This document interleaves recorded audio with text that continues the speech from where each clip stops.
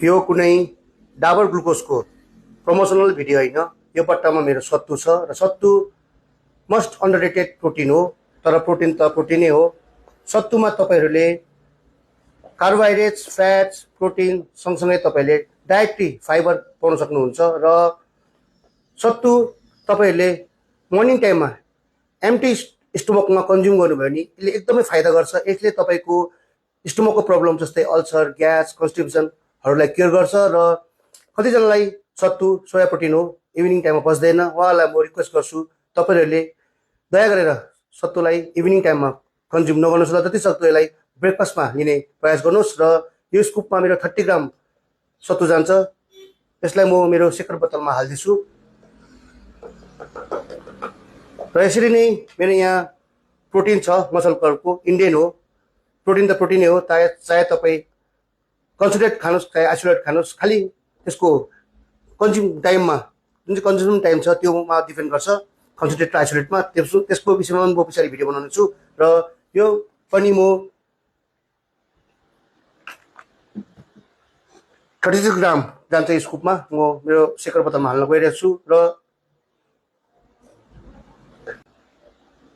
यो बट्टामा लेखेको छ 1 सर्भिङमा 25 ग्राम प्रोटिन भनेर। र यो 1 स्कुप प्रोटिन, 1 स्कुप सत्तु यो सेकर बोतलमा मिसाउँदाखेरि यसले कति ग्राम कार्बोहाइड्रेट्स, कति ग्राम प्रोटिन र कति ग्राम फ्याट्स क्यारी गर्दैछ र यसले टोटल क्यालोरिज कति क्यारी गर्छ तपाईँलाई बताउने छु। तपाईँहरूले मेरो हातमा जुन चिज अघि मैले मिक्स गरेको थिएँ त्यो चिज देख्नु हुँदैछ। यसमा मैले सत्तु एन्ड प्रोटिन हालेको थिएँ र अहिले यो अब कम्प्लिट फुड भइसकेको छ। र यो अब अहिले ब्यालेन्स डाइटमा काउन्ट हुन्छ। किनभने कम्प्लिट फुड हामी कसलाई भन्छौँ भने जुन चिजमा mixture of carbohydrates, fats and protein हुन्छ त्यसलाई हामी कम्प्लिट फुड भन्छौँ र it is called balance diet. र मैले यो सेकरमा सबैभन्दा पहिला त 1 स्कुप सत्तु हालेको थिएँ र 100 ग्राम सत्तुमा तपाईँको 60 to 65 ग्राम कार्बोहाइड्रेट्स हुन्छ। र म त्यो 60 to 65 ग्रामलाई म डिभाइड गर्छु एप्रोक्समा है। र मैले 1 स्कुप सत्तु हालेको थिएँ, त्यसैले म यसमा मैले सत्तुको जुन चाहिँ कार्बोहाइड्रेट्सको मात्रा पक्रेँ 22 ग्राम्स। र प्रोटिनमा पनि लेखेको छ कि 1 स्कुप प्रोटिनमा 2.5 ग्राम कार्बोहाइड्रेट छ भनेर जुन चाहिँ बट्टामा लेखेको थियो। तर म 2.5 पक्रिदिनँ, म पक्रिन्छु 2 ग्राम। त्यसैले 22 ग्राम्स कार्बोहाइड्रेट सत्तुबाट पाएँ भने 2 ग्राम्स मैले प्रोटिनबाट पाएँ। त्यसै कारण यसको जुन चाहिँ कार्बोहाइड्रेटको भ्यालु भयो 24 ग्राम्स। र 24 ग्राम्स मल्टिप्लाई बाई 4, किनभने कार्बोहाइड्रेट्सको पनि 1 ग्राम इजिकल टु 4 क्यालोरिज। त्यसैले 24/4 इज यसमा अब अहिले 96 ग्राम्स कार्बोहाइड्रेट्सको क्यालोरी भइसकेको छ। यो सेकरमा मैले सत्तुको साथसाथ मैले 1 स्कुप प्रोटिन पनि हालेको थिएँ र त्यसमा लेखेको थियो कि 1 सर्भिङमा तपाईँको 25 ग्राम प्रोटिन छ भनेर। तर म 25 ग्राम प्रोटिन लिन्न, म खालि त्यहाँबाट 20 ग्राम पक्रिन्छु। र त्यसैले सत्तुमा पनि 100 ग्राममा 20 to 25 ग्राम प्रोटिन छ।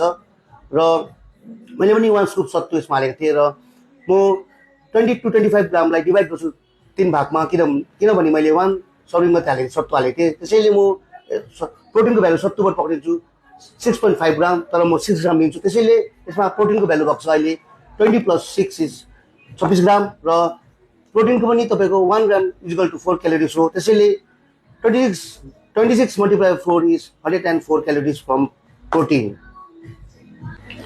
र यो सेकर बोतलमा तपाईँको कार्बोहाइड्रेट्स पनि आयो, प्रोटिन पनि आयो। अब फ्याट्स, प्रोटिन सप्लिमेन्टमा तपाईँको फ्याट 0% छ। र मैले यसमा मेरो डाइटमा फ्याट लिएको छु सत्तुबाट। 100 ग्राम सत्तुमा तपाईँको 6 देखि 7% फ्याट हुन्छ।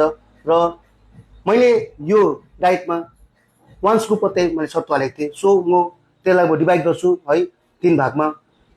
मैले 2.5 ग्राम फ्याट पाउँदैछु सत्तुबाट। सो जुन चाहिँ रेसियो छ तपाईँको है फ्याटको 1 ग्राम इजिकल टु 9 क्यालोरिज। सो म मल्टिप्लाई गर्दैछु 2.5 ग्रामलाई 9 ले। सो मैले फ्याटबाट जुन चाहिँ सत्तुको फ्याटबाट मैले 22 क्यालोरिज पाउँदैछु मेरो डाइटमा।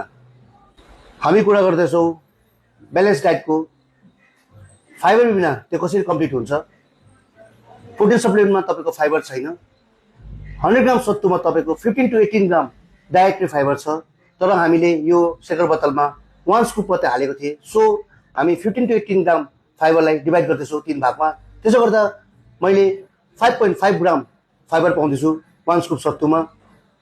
फाइबरको पनि तपाईँको value 1 gram equal to 4 calories हो। सो म 5 ग्राम फाइबरलाई मल्टिप्लाई गर्दैछु 4 क्यालोरिजले। त्यसो गर्दा कति हुँदैछ भने तपाईँको 20 क्यालोरिज हुँदैछ। So I get 20 calories dietary fibre from sattu. अब तपाईँहरूलाई म बताउन जाँदैछु मेरो यो जुन चाहिँ ब्रेकफास्ट छ यसमा मैले कति क्यालोरिज पाउँदैछु भनेर।